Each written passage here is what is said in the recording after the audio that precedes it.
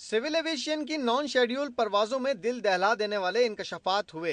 अरबों रुपए के घपलों की बोर्ड ऑफ इंक्वायरी ने 1 साल के अरसे में रिपोर्ट मुरतब की। जराये का कहना है कि सिविल एविएशन हुक्काम ने जनवरी 2012 से जून 2012 के दौरान 8,229 परवाजों को क्लियरेंस सर्टिफिकेट जारी किए। बोर्ड ऑफ इंक्वायरी में इंकशाफ हुआ है कि इनमें से 4,300 ओवरफ्लाइंग जबकि 3,929 टेक्निकल लैंडिंग की परवाजें शामिल थीं। अगस्त 2012 में इनकी तादाद बढ़कर 10,284 हो गई थी। रिपोर्ट में बताया गया है कि डायरेक्टोरेट एयरपोर्ट सर्विस के रिकॉर्ड में परवाजों की कुल तादाद 326 नॉन शेड्यूल परवाजें बताई गई थी, जबकि जनरल मैनेजर बिलिंग के रिकॉर्ड में सिर्फ 146 नॉन शेड्यूल परवाजों का जिक्र किया गया। रिपोर्ट में परवाजों की तादाद में हेर फेर को इंतहाई तशवीशनाक करार देते हुए कहा गया है कि इंतजामिया की नाअहली, राब्तों के फुकदान और डेटा की मैनुअल तरीके से इंदराज इतने बड़े पैमाने पर करप्शन की वजह बना। मुल्क भर के मुख्तलिफ एयरपोर्ट पर नॉन शेड्यूल और ओवरफ्लाइंग परवाजों की तफसीलात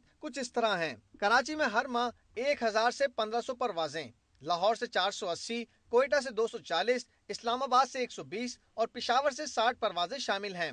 सिविल एविएशन में करप्शन की इंक्वायरी रिपोर्ट का ये सिर्फ एक हिस्सा है, जबकि रिपोर्ट के बहुत से पहलू अभी मंजर आम पर आना बाकी हैं। नॉन शेड्यूल और ओवरफ्लाइंग की क्लियरेंस किसी अफसर के दस्तखत से नहीं बल्कि सुपरवाइजर और सुपरिटेंडेंट जारी करते हैं। सवाल ये पैदा होता है कि डीजी सिविल एविएशन की नाक के नीचे इतने बड़े पैमाने पर करप्शन की जाती रही और वो क्यों खामोश थे? क्या खामोशी की वजह कुछ और तो नहीं थी? क्या इतनी बड़ी करप्शन को छुपाने की कोशिश तो नहीं की जाती रही? जब नॉन शेड्यूल और ओवरफ्लाइंग की परवाजें इतनी ज्यादा थीं, तो जनरल मैनेजर बिलिंग ने इसके बारे में क्यों आला हुक्काम को आगाह नहीं किया? अगर इस रिपोर्ट की फाइंडिंग भी मान ली जाए तो ये जानना जरूरी होगा कि क्या इस रिपोर्ट के बाद इसमें मुलव्विस अफराद पकड़े जाएंगे या फिर ये रिपोर्ट भी और दीगर रिपोर्ट्स की तरह सर्द खाने की नजर कर दी जाएगी।